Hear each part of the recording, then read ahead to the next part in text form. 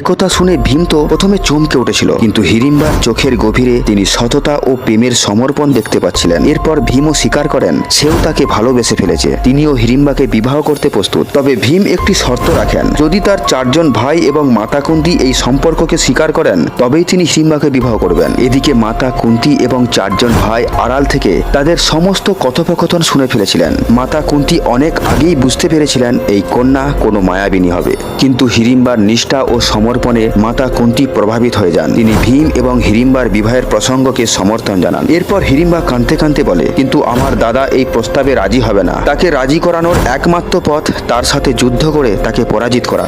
এরপর ভীম বলেন, আমি রাক্ষসরাজ হিড়িম্বর সাথে যুদ্ধ করতে প্রস্তুত রয়েছি। হিড়িম্বা বলে, কিন্তু আজ পর্যন্ত রাক্ষসরাজকে কেউ পরাজিত করতে পারেনি, দয়া করে তোমরা এখান থেকে চলে যাও। এই মুহূর্তে আমার জীবনের চেয়ে তোমার এবং তোমার পরিবারের জীবন সবচেয়ে বেশি মূল্যবান। এরপর মাতা কুন্তি বলেন, কিন্তু হে পুত্রী, যদি এখান থেকে আমরা চলে যাই তাহলে রাক্ষসরাজ তো তোমাকেও দণ্ডিত করবে। হিড়িম্বা বলেন, হ্যাঁ মাতা, আপনি ঠিক বলেছেন। যদি রাক্ষসরাজ জানতে পারে আমার কারণে আপনারা এখান থেকে চলে গেছেন তাহলে সে আমাকেও হত্যা করবে, কিন্তু আমি এতটুকু ভয়ভীত নই। আপনি আমাকে আপনার পুত্রবধূ রূপে স্বীকার করেছেন, আমার জীবন সার্থক হয়েছে। এখন আমি খুশি মনে মৃত্যুকে স্বীকার করতে রাজি আছি। হিড়িম্বার মুখে এমন কথা শোনার পর ভীম গর্জে ওঠেন। তিনি প্রতিজ্ঞা নেন রাক্ষসরাজ হিড়িম্বকে পরাজিত করে তিনি হিড়িম্বাকে বিবাহ করবেন। বন্ধুরা, পরবর্তী কাহিনী শুনতে সঙ্গে থাকুন। আর যদি আপনি আমাদের পরিবারে নতুন হয়ে থাকেন তাহলে এই ধরনের রোমাঞ্চকর কাহিনী শুনতে আমাদের চ্যানেলটিকেও সাবস্ক্রাইব করুন।